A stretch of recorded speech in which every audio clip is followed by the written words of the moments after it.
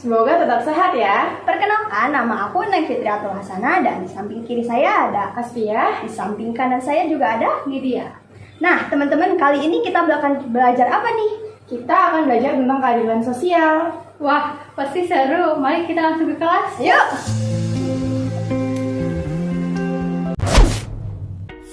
Jadi, pada materi kali ini kita akan membahas teori keadilan sosial menurut Rawls beserta reaksi dan komentarnya, gerakan keadilan sosial, dan juga teori keadilan sosial menurut Cook. Sebelum lanjut, di sini kalian harus kenal dulu siapa itu John Rawls dan siapa itu Cook. Cook atau Said ialah seorang penulis ulama, penyair Mesir, dan anggota utama Ikhwanul Muslimin Mesir. Sedangkan John Rawls adalah seorang filsuf politik liberal dari Amerika. Berikut ini adalah di antara ide-idenya. Halo semua, kenalkan nama aku Lala. Setelah dikenalkan siapa itu Cook dan Rawls, aku akan membahas apa saja ide-ide dari filosofis liberal yang berasal dari Amerika ini. Ya benar, Rawls. Yang pertama adalah justice as fairness. Awalnya, Rawls mengatakan bahwa keadilan adalah keutamaan pertama pada institusi-institusi sosial atau the first virtue of social institution. Maka demikian juga Rawls, betapapun efektif dan rapinya hukum institusi, jika tidak sesuai maka harus diruntuhkan.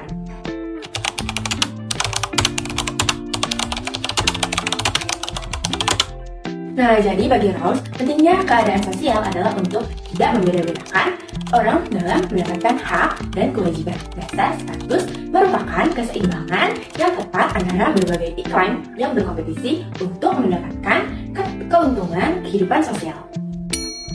Jika Anda harus memilih prinsip-prinsip yang harus menentukan masyarakat yang paling baik, Anda mungkin terbiasakan dalam berbagai cara untuk memilih kelas, profesi, keluarga Anda, dan sebagainya.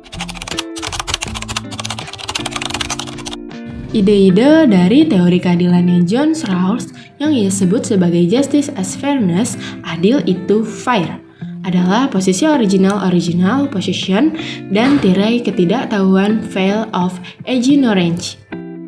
Jaran Rawls mengenai ini adalah untuk menyusun suatu eksperimen pemikiran situasi hipotesis yang di dalamnya seluruh fakta tentang diri Anda dan hasrat-hasrat tertentu Anda tersembunyi dari Anda di balik tirai ketidaktahuan veil of ignorance.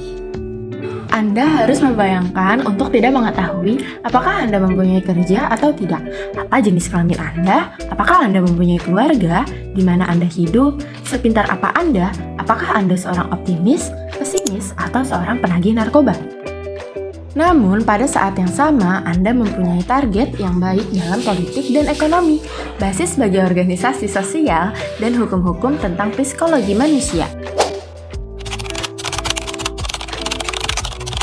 Setiap orang mempunyai hak yang sama pada sistem total yang paling ekstensif tentang kebebasan dasar yang sama, bersesuaian dengan sistem kebebasan yang sama bagi semua. Rawls 1999 banding 266.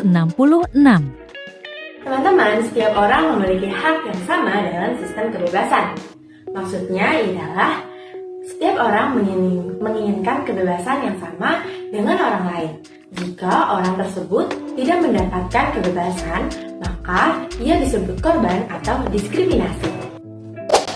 Prinsip kedua Rawls, kesenjangan sosial dan ekonomi harus diatur sedemikian rupa. Teman-teman, ketimpangan sosial dan ekonomi itu diatur sehingga keduanya A. Untuk keuntungan terbesar bagi yang kurang beruntung, konsisten dengan prinsip tabungan yang adil, dan B. Diterapkan pada jabatan dan posisi terbuka untuk semua dalam kondisi persamaan kesempatan yang adil.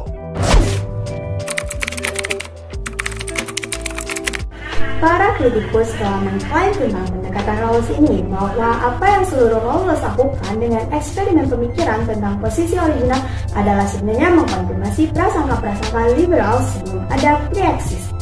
Dan diberikannya pada prasangka itu aura prinsip yang dipilih secara rasional dan tidak realistik untuk berpikir bahwa kita jangan membayangkan apa yang kita tidak tahu dan apa yang begitu sentral dalam eksistensi individual. Dalam pembelaan Rawls, dapatlah dinyatakan bahwa seluruh petunjuk ini adalah kesulitan dalam penggunaan eksperimen pemikiran secara efektif. Namun, ia mungkin dapat menjadi perangkat yang terbaik yang kita punyai untuk memunculkan prinsip-prinsip bagi menata masyarakat.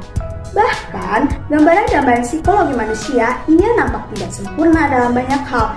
Rawls mengambil prinsip-prinsip itu yang dapat mengetengahkan visi masyarakat liberal yang di dalamnya orang dapat hidup berdampingan dan mendapatkan konsepsi mereka sendiri tentang apa itu yang baik dan yang buruk. Cara eksperimen pemikiran itu disusun memberikan prioritas yang tinggi pada otonomi, kapasitas kita untuk membuat keputusan-keputusan untuk diri kita tentang bagaimana kita harus menjalani hidup.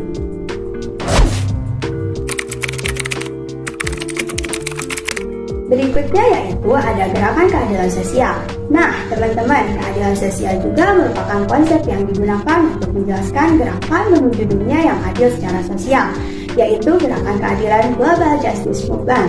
Dalam konteks ini, keadilan sosial itu didasarkan pada konsep hak asasi manusia dan kesetaraan, dan dapat didefinisikan sebagai cara di mana hak asasi manusia itu terwujud dalam kehidupan sehari-hari setiap manusia di berbagai tingkatan masyarakat. Ada banyak gerakan yang bekerja untuk mencapai keadilan sosial dalam masyarakat. Gerakan-gerakan ini bekerja menuju realisasi dunia di mana semua anggota masyarakat, apapun latar belakang ataupun keadilan proseduralnya, mempunyai hak-hak dasar manusia dan mempunyai akses yang sama atas manfaat-manfaat yang didapat dari masyarakat. Halo semua, kenalin aku Lydia. Di sini aku akan menjelaskan teori keadilan sosial Qutb. Dalam keadilan sosial dalam Islam, Qutb tidak menafsirkan Islam sebagai sistem moralitas yang usang, tetapi ia adalah kekuatan sosial dan politik konkret di seluruh dunia muslim. Di sini, Qutb melawan Ali Ab-Araji dan Toha Hussein yang menyatakan bahwa Islam dan politik itu tidak bersesuaian.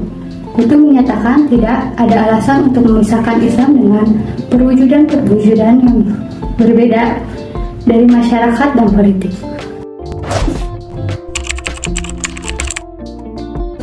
Karakter dan metode menurut Qutb. Keadilan sosial dalam Islam mempunyai karakter khusus, yaitu kesatuan yang harmoni.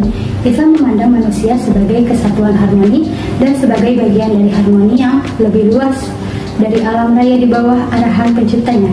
Keadilan Islam menyeimbangkan kapasitas dan keterbatasan manusia, individu, dan kelompok masalah ekonomi dan spiritual dalam variasi-variasi dalam kemampuan individu.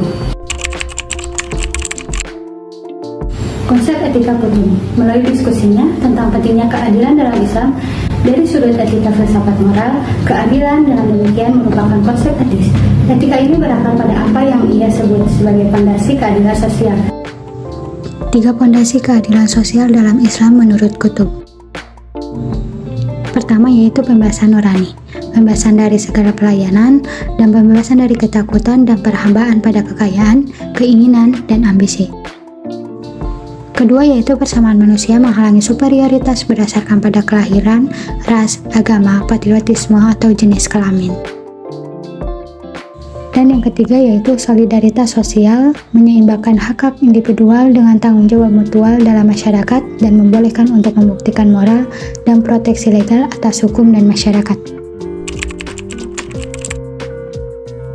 Struktur masyarakat. Selain sebagai konsep etis, keadilan sosial juga merupakan basis struktur kemasyarakatan dalam Islam. Demikian karakter tanpa prakteknya dalam masyarakat, keadilan hanyalah merupakan konsep yang utopis. Menurut Qutb, struktur kemasyarakatan ini dapat dikerangkakan dalam 2 bentuk, yaitu kerangka politik dan kerangka ekonomi. Terima kasih.